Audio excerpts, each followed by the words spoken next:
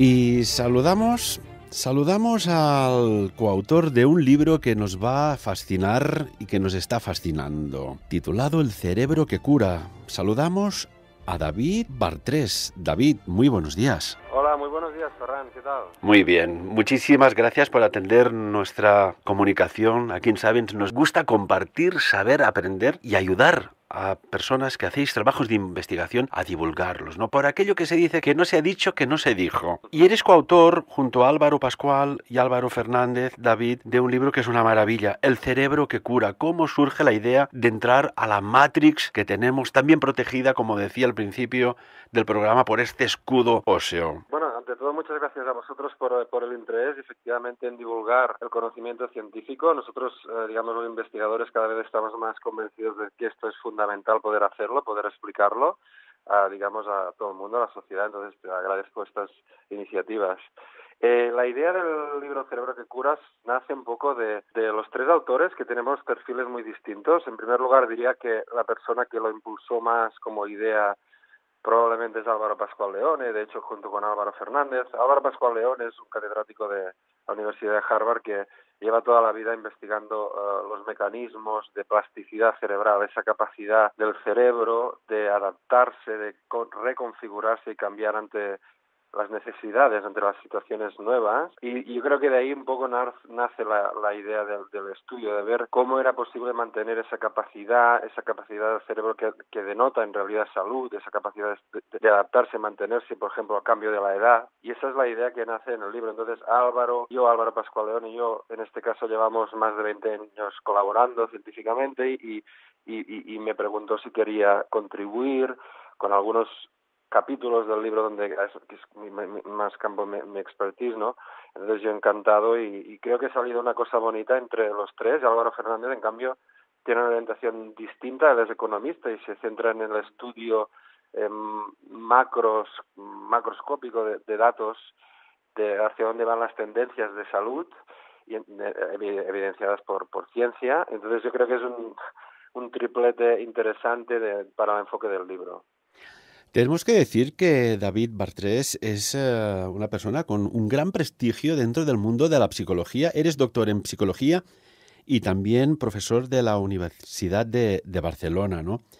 Y dentro, si nos centramos en el libro, déjame que te haga una pregunta como si fuera un niño que empieza a descubrir el mundo, ¿no? Que te pregunte, David, ¿para qué tenemos cerebro?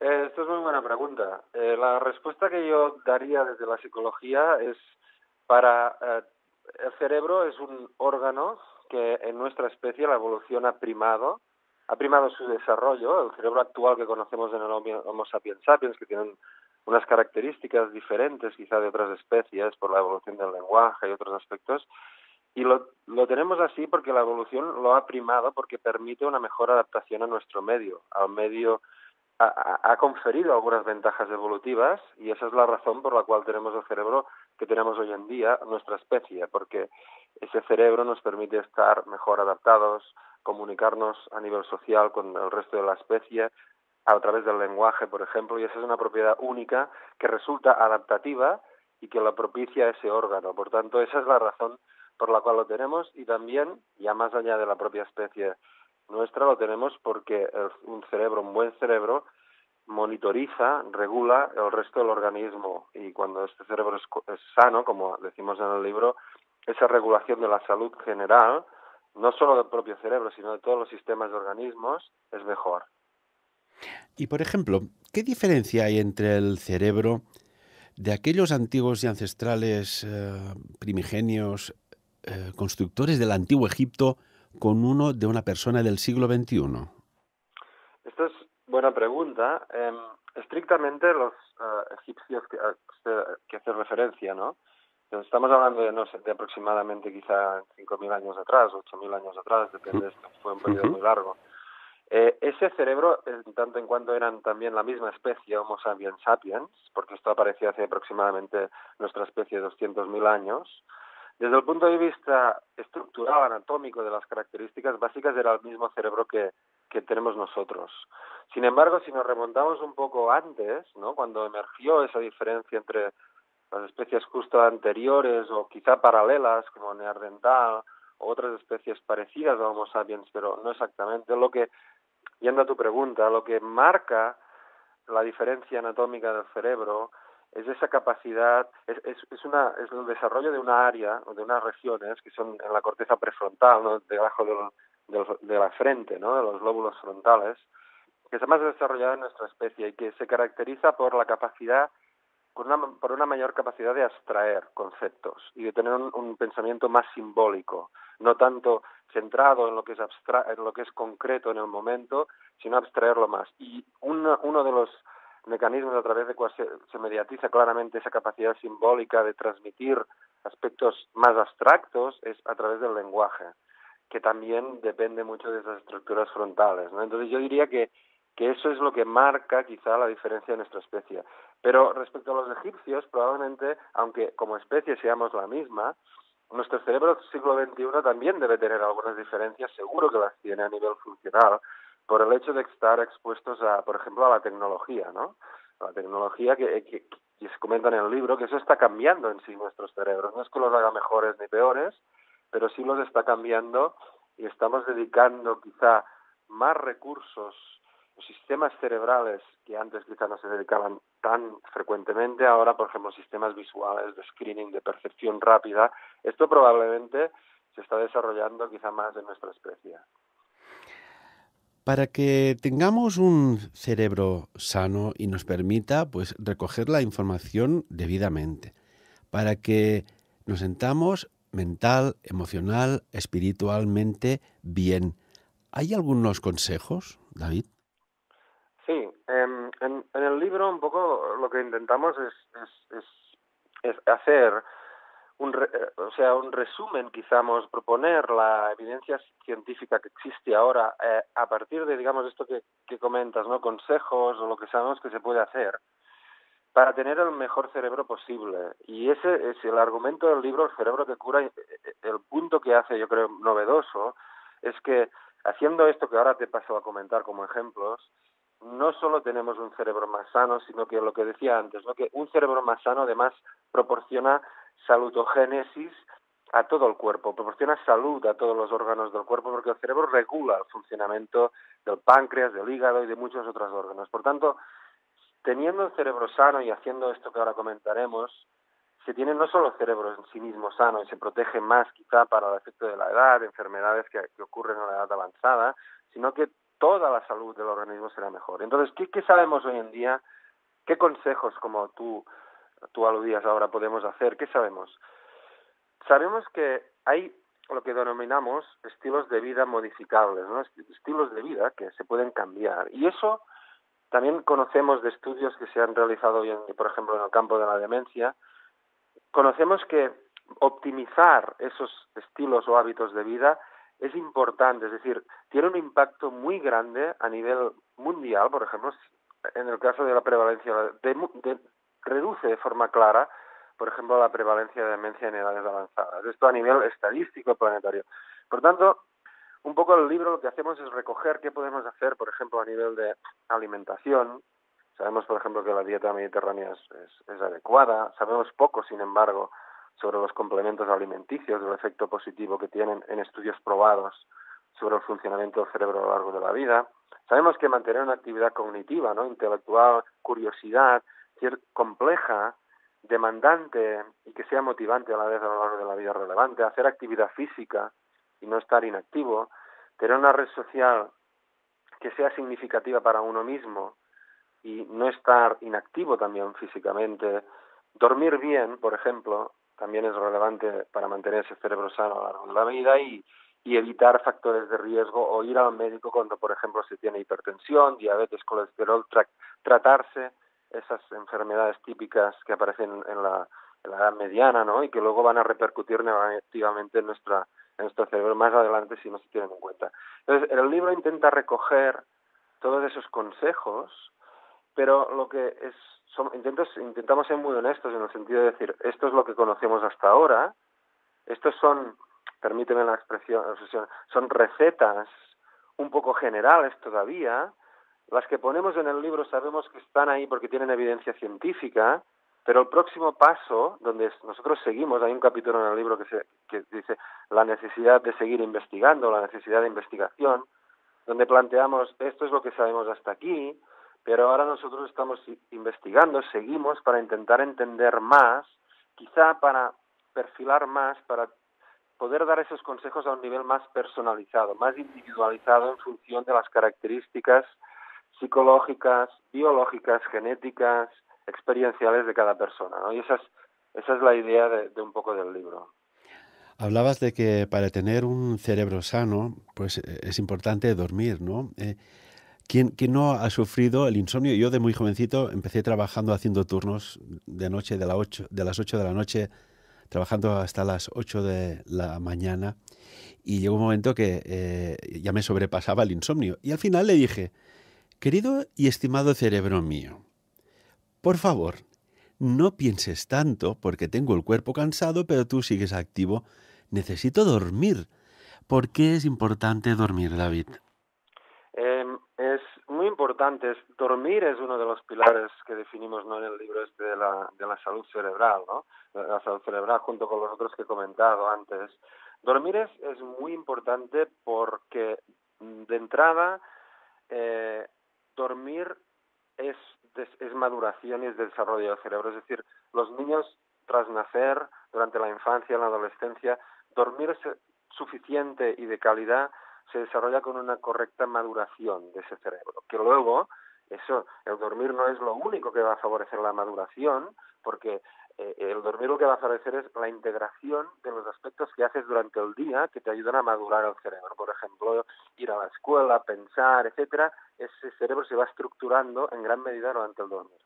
Pero después, en la edad, digamos, media o hacia la edad avanzada, dormir sigue siendo importante porque probablemente lo que hace, si dormimos bien, es que ese cerebro vaya a ser más resistente a enfermedades o a condiciones que aparecen en la edad avanzada. Es decir, por ejemplo, deterioro cognitivo, incluso algunos procesos neurodegenerativos. Hoy en día sabemos que existe una fuerte relación entre dormir y la emergencia de deterioro cognitivo en la edad avanzada, incluso en aparición a veces de demencia. Esto no quiere decir, atención, esto es importante, esto no quiere decir que las personas que tienen insomnio vayan a desarrollar ninguna demencia.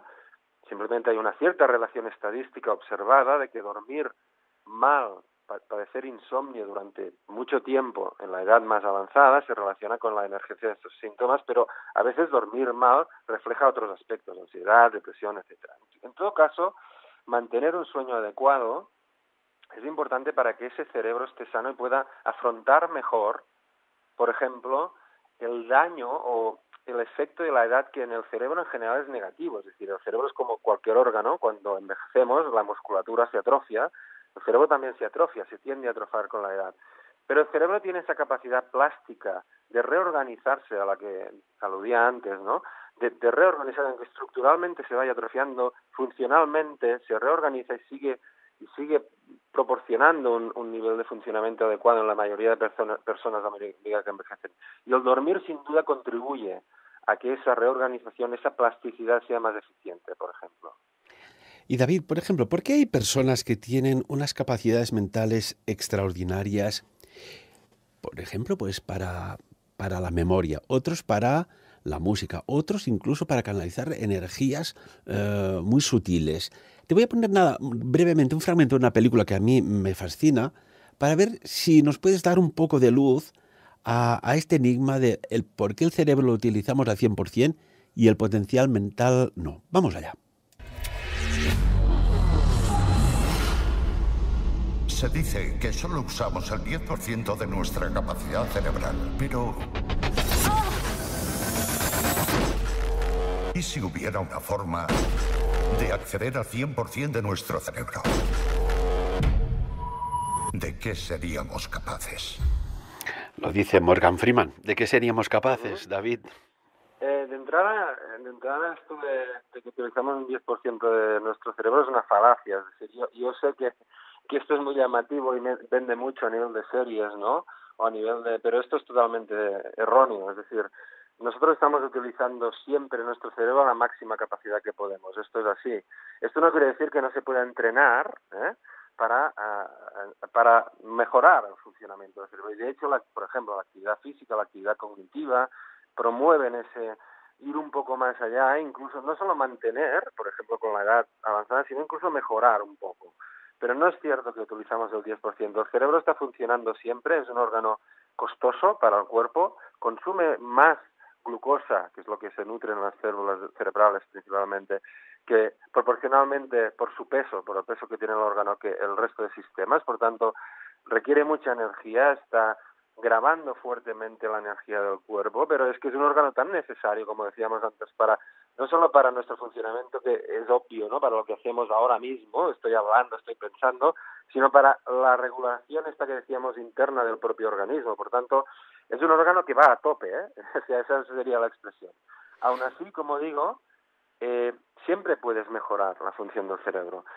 Y volviendo a la pregunta que me comentabas, aunque es cierto que el cerebro funciona en la mayor posibilidad en cada una de las personas, es cierto que hay diferencias individuales, por ejemplo, la capacidad intelectual o en talentos específicos, como tú me comentabas, capacidad musical, matemática, o lo que sea. La razón por la cual esto existe, esta variabilidad, no la conocemos del todo, pero es como siempre, como probablemente todos los aspectos del comportamiento humano, es una combinación entre aspectos genéticos y aspectos ambientales, una interacción entre una persona que probablemente tiene un potencial por aspectos genéticos de genes que promueven quizá estos mecanismos de plasticidad cerebral y donde se ha expuesto luego para potenciarlos al máximo a lo largo de la vida. Esa sería un poco la explicación general, ¿eh? Tengo dos preguntas, David, importantes para hacer y ya para finalizar la entrevista, que sabemos que tienes quehaceres importantes, y te agradezco, y dicho en el principio del programa, y te lo vuelvo a agradecer que nos hayas compartido tu tiempo con nosotros. Por un lado, ¿lo que pensamos nos puede sanar o enfermar? Ahora que corre mucho este tópico típico, ¿no?, de que las células del cuerpo escuchan lo que pensamos. Lo que pensamos ciertamente tiene un efecto sobre la salud del cerebro, pero quizás no en la forma esta de que esta forma que tú has puesto es muy interesante, muy poética, por decirlo de alguna forma. Pero lo que sí que sabemos, y quizás refleja lo que tú estás comentando, ¿no?, es que en el libro, por ejemplo, hay un capítulo que es el plan vital. El plan vital se refiere al proyecto que tenemos cada uno de nosotros, ¿no? El actuar con un sentido. Pensar, y por eso digo pensar, ¿no? Tener la sensación o pensar que lo que tú haces en el día a día tiene un valor intrínseco para ti mismo, para las personas que tú amas o quieres, para tu promoción hacia la sociedad profesional, etcétera. Es decir, esto de levantarse por la mañana y decir lo que estoy haciendo para mí tiene un sentido y me motiva a continuar haciéndolo. Esa manera de actuar pensando de esa forma, con tus valores, tus principios, de acuerdo con ellos, tiene un efecto directo sobre la salud del propio cerebro y sobre la regulación del cuerpo, porque básicamente parece que actuar de esa forma a lo largo de algún eje que te vaya dirigiendo tu actividad en la vida y no hacerlo así de forma, bueno, me viene lo que me viene, no sé por dónde voy. Eso lo que hace es reducir bastante los procesos del sistema inmunológico, del sistema de hormonas del estrés, que el cerebro regula en el organismo. Entonces, a través de una mejora del control, del ajuste de esos sistemas, hace que distintos órganos del cuerpo estén mejor, y también el propio cerebro, porque es una relación bidireccional, donde las hormonas del estrés acaban afectando menos negativamente a todo el cuerpo y al cerebro. Y por eso yo diría ahora, si lo tuviera que resumir científicamente, eso es lo más cercano a lo que me has comentado antes. ¿Cómo pensamos mejora la salud del cerebro y también del organismo en general? En esa línea que yo diría ahora. Sin lugar a dudas. Ya decía Santiago Ramón y Cajal de que, bueno, mientras el cerebro sea un misterio, el universo continuará siendo un misterio. Por ello dedicáis tanto esfuerzo, tantos recursos a la investigación, que sabemos que en Barcelona estáis realizando un trabajo con 5.000 personas, ¿verdad? Exacto, efectivamente. Esto es un estudio que estamos haciendo con el profesor Pascual Leone y todo un equipo de gente magnífica que está desarrollando una labor espectacular. Y es un proyecto que se llama Barcelona Brain Health Initiative y que, de hecho, hay un capítulo del libro dedicado a explicar este proyecto. Y como tú comentas, es un estudio donde estamos intentando seguir unas 5.000 personas a diferentes niveles, algunas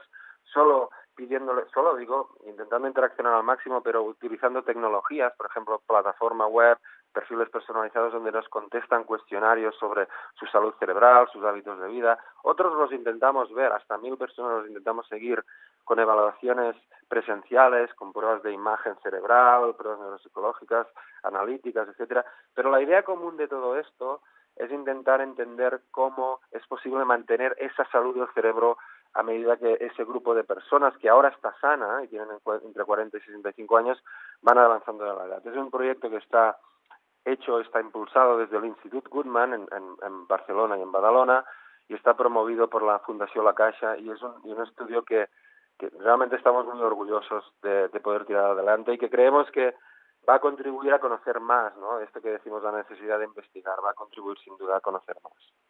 Llegará, y para acabar, en un momento que se llegue a conocer también los procesos mentales, las conexiones neuronales, esas chispitas de vida, esa electricidad que va entre neurona y neurona, que nos permita incluso llegar a una evolución tal que podamos, no sé, dentro de 100, 500 o 1000 años, incluso a superar el habla porque sabremos cómo transmitir los pensamientos, un diálogo a través del pensamiento. ¿Lo has pensado alguna vez, David?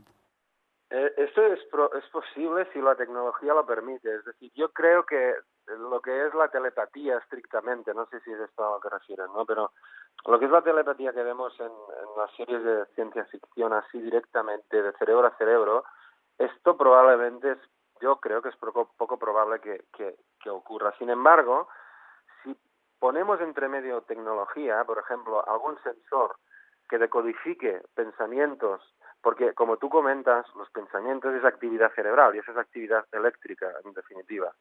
Si tenemos algún sensor, casco, no sé, ahora puedo imaginar muchas cosas, que decodifique sin tener que hablar ese pensamiento y eso se puede transmitir a otro sensor que lo evoque, que lo inserte, ¿no? Que de alguna manera en un cerebro receptor sin que tenga que mediar el habla, eso quizá pues sería posible, ¿no? Pero realmente la propiedad del cerebro en sí mismo no tendría que cambiar para eso. Lo que tendríamos que mejorar mucho es la tecnología para decodificarlo y luego recodificarlo, ¿no? De alguna forma. Pero en esa línea sí lo veo posible. Un cerebro que tiene procesos mentales, como por ejemplo, pues en fases de enamoramiento, ¿no? Y no tan solo a una persona, sino a la vida, al entorno, al bosque. ¿Es un cerebro más sano? Sí, porque esto se asocia con ese sentimiento de plenitud, ¿no? De felicidad, pero no en el sentido de felicidad de irte a una fiesta, pasártelo muy bien y luego volver a casa y sentirte solo, sino quizá esto que tú estás evocando ahora también refleja ese sentido de vivir en plenitud y feliz porque estás lleno, ¿no? De alguna manera hay cosas y esa plenitud, ese optimismo, si quieres, ese tipo de vivir plenamente con felicidad, en ese sentido que decía yo, eso es una de las cosas que contribuyen también a vivir más sano desde el punto de vista cerebral. Y hay estudios, en el libro comentamos uno que se hizo desde la Universidad de Harvard hace muchos años, donde seguía gente, y la gente, desde que eran jóvenes hasta que fueron mayores, y la gente que estaba más contenta, que estaba más feliz, por ejemplo, con la pareja que habían convivido, etcétera, esas personas tenían mayor salud en general, no solo del cerebro, cuando eran mayores, cuando tenían 80 años. Por tanto, eso también contribuye. David Bartrés, coautor del Cerebro que cura. Muchísimas gracias. En nombre, mira, déjame ser un poco así holgado hoy. En nombre de la humanidad, de que hayan personas que se dediquen tiempo de su vida privada a investigar para aportar información sobre lo que tenemos dentro que desconocemos, a mí, desde Sapiens, nos merece todos los honores y respetos. Muchísimas gracias. Pues muchas gracias a vosotros, Ferran, y como he dicho al principio, gracias también por vuestro interés, porque esto realmente y vuestra capacidad de divulgar este conocimiento es muy importante hoy en ciencia, que llegue a la gente, que podamos revertirlo, y eso también es una parte, digamos, del Barcelona Brain Health Initiative, ese compromiso hacia educar, entre comillas, a la población, ¿no? De revertir el conocimiento que tenemos para que pueda ser usado en positivo, ¿no? Eso es algo que tenemos un compromiso y agradecemos las iniciativas como la vuestra. Muchísimas gracias, David, y que tengas muy buen día. Gracias, igualmente. Hasta otra. Sapiens. Dirigit i presentat per Ferran Prat.